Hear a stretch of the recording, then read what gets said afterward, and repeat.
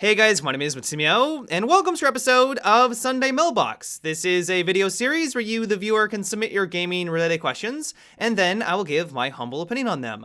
To get the formalities out of the way real quick, if you would like to submit your own question that could be featured in an upcoming episode, you can do so by leaving a comment down below, or by sending me a Facebook or Twitter message. The first question for today is, what are your thoughts on the recent leak that the new operator Maestro is going to have an auto turret gadgets? So if you don't know what he's talking about, there was a leak recently where someone went into the client files and discovered something called an auto turret. Now, a lot of people are thinking that this is going to be for the new operator Maestro, which was also leaked. We all need to take this with a grain of salt. Nothing has been confirmed by Ubisoft, but I will admit the term auto turret is a bit concerning. Whenever I hear that term, I automatically assume it's going to be something similar to like Team Fortress 2 for the Engineer or Torbjorn for Overwatch. Something that you're going to place down and it's going to start to shoot at someone as soon as they round the corner or get in line of sight of said turrets. This would be the first time we ever have an AI component into Rainbow Six Siege if that is the way that it works. I don't know about you guys, but it doesn't sound like it'd be all that satisfying to get taken out by this gadget. The reason why I love this game is because of the engagements that I get in with the enemy. There's that skill involved, and to get taken out by a gadget that isn't controlled by anyone seems like it would leave a lot to be desired. The other reason why I'm not entirely sold on this idea is that I feel like it'd be very difficult for Ubisoft to ensure that it was well balanced. If this thing does a lot of damage very quickly, or even a moderate amount of damage in a short period of time, that's going to be difficult for the offensive team to deal with. I am guessing that this is a defensive gadget, like that's the only thing that makes sense. On the opposite end of the spectrum though, if this does only a little bit of damage, well then why even have this operator to begin with? Now this could be a good way at distracting the enemy. If you're on the objective, you have your turret on there, the turret kind of winds up, starts to try to take someone out, and then you pop out of your hiding spot when you know where the enemy is based off of the turret, you might have the advantage while they're distracted by that gadget. Like that could be useful, but at the same time, that's pretty much what Legion does. Legion acts as that little bit of distraction. It gives you that information of where they're located, but of course Legion is able to put a bunch of them all over the map. So why again would you want to have this turrets? Now another way that it could function, which I would be a little bit more on board with, is that this could just be a way to suppress someone in a long hallway. Maybe you activate it and it just starts to barrage downrange. So if you know that they're pushing from an angle and you want to lock that down while you're holding another angle, you activate your gadget really quickly and it just kind of launches stuff down that hallway. It may not do a lot of damage, maybe it can't even headshot, but it could be that deterrent, kind of like Smoke's gadget, for example, but maybe cover a lot larger of an area. That is another possibility.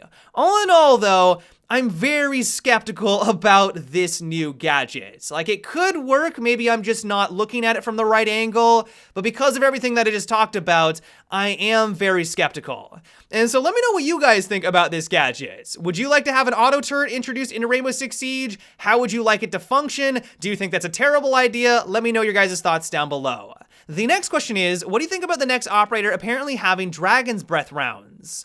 So this question is also in relation to the new operator Maestro. There was a leaked picture of him floating around. I don't want to show it here because I don't want to get in trouble with Ubisoft, but his picture showed that it looked like he may have access to Dragon Breath rounds. Now conceptually, that sounds really cool. Being able to use a shotgun that deals a lot of damage but also has a fire component to it, maybe setting the environment on fire or maybe the other operators, sounds really, really cool. The reason why I'm a bit skeptical about this though is how would this change the game in a meaningful way? If you're in a 1v1 situation with one of these weapons, you need to take out your target in like 1 or 2 shots. If you don't, you're probably not winning that engagement. And so by adding in a fire component or a periodic damage, is that really going to be all that meaningful? The other way that people are speculating that you're going to be able to use his gadget is maybe he's going to be useful at taking out soft walls. So instead of bringing a sledge to do the job, you bring in Maestro. Now this also sounds really cool, opening up giant holes, the entire wall just disintegrates in front of you, but I'm assuming that's going to be a slower process. Usually if you're trying to get through these soft walls, it's not necessarily right next to the objective because those are going to be reinforced, and so a sledge would just get the job done faster, and while yes, the hole may not be as big, you don't really need a gigantic hole to see what's on the other side. So that also doesn't sound all that useful. Now, the one thing theory I do like, though, is that this could be another way at getting through wall reinforcements. I will admit this does sound very similar to the way that Hibana works, but I would guess that it'd be slightly different. Both Thermite and Hibana are able to open up much larger holes to get onto the objective. I imagine this guy would only be able to reliably open up smaller holes to be able to open up a lot of different line of sights. And so let's say you bring in a Thermite to open up access routes towards the objective, and then you bring in the Maestro to basically just pepper the entire wall to get little smaller lines of sight and hopefully take out the enemy. It may not be countered by a bandit trick, for example, but you can open up those small little holes so that you can maybe take out the bandit and then move on in with your Thermite or Hibana to open it up and really allow your team to push on in. That could be a really cool possibility. And so all in all, I'm really curious to see if everyone's speculation and theories on Maestro are true. Now, we do need to take this with a healthy pinch of salt because everyone's kind of speculating based off of a leaked photo of his uniform. Sometimes the operator's uniform doesn't even really tell us what an operator is all about. Like, there's a lot of operators in this game that have a bunch of gadgets and gizmos on them that have no relation to their special ability whatsoever. That could also be true for Maestro. I did think this was a cool discussion, though, because I know a lot of people like the idea of having a gadget like this introduced into Rainbow Six Siege, but we do need to know that it is very speculative and it may not actually happen. The next question comes from Shane, and it is, have you ran into a lot of bugs lately in Siege after the recent season updates? Yes, I absolutely have. This season has been riddled with bugs and glitches, and it's kind of disappointing too, because this was all on the technical test server where we would have assumed that a lot of these would have been ironed out before the release of the DLC. Now, I will admit that one problem with the technical test server is that it's not perfect, and that mainly comes down to the fact that it has a much smaller player base compared to everyone else playing the base game of Rainbow Six Siege. There's only a small fraction of people that even have a chance to play on the TTS. Even though it is a lot more than they can have for their QA team, things are gonna slip through the cracks. Now, maybe the TTS is more of just an early warning sign, so they still release a buggy update, but they know what the problems are, and that means that they're able to update and fix those issues a lot faster than they could before. Like, that's a possibility, but of course it still rubs people the wrong way. It's like, if we have this resource, why are we not able to take advantage of it before everything goes live? And so yeah, I 100% agree with you on this one. It also feels like the netcode has been a bit wonky as well. This could just be because of the massive influx of players returning and newer players. Their servers could just be stressed. But I've noticed that hit registration, hit notification, I'm lining up shots that seem like they should be registering, but they don't. Like, I'm not doing any damage against the enemy, and that, of course, is very frustrating.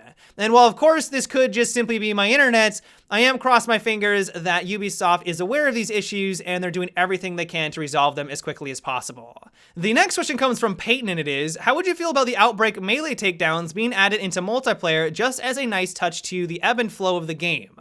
Well, I will admit that those animations are pretty incredible, but I don't know if they have any place in the multiplayer. How often are you going to want to put yourself in a vulnerable position where you go through those animations? Like, yes, it would be very humiliating to the player who you take down, but are you going to want to run the risk to go through that animation to actually go through that takedown? A lot of times people are working with teammates. They have friends nearby. And so as soon as you go through that animation, they, make the call out, his teammate whips around and has that opportunity to take you out before you're able to take them down. I don't really know how many people would want to run that risk. Now, I will admit that this could be a very cool addition for someone who is in the down but not out states. If it's a 1v1 situation, you down someone, you could mosey on over and maybe get that humiliating takedown. Like, that could be a cool addition into Rainbow Six Siege. Now, I'm sure it wouldn't be a 1-to-1 conversion. They would probably still have to work out those animations. They're slightly different compared to Outbreak, but that could be really cool.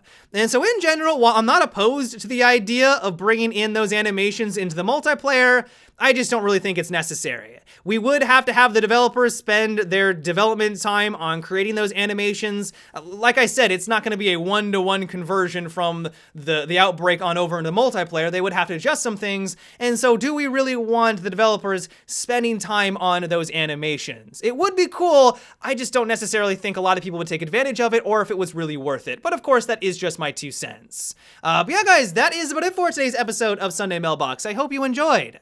Let let me know what you thought about what we discussed in today's video. Do you like the idea of having an auto turret introduced into Rainbow Six Siege? Do you think that's a bad idea? Let me know down below in the comment section. As always, if you'd like to submit your own question for an upcoming episode, you can also leave a comment or by sending me a Facebook or Twitter message. But until tomorrow, guys, have a good one and take it easy.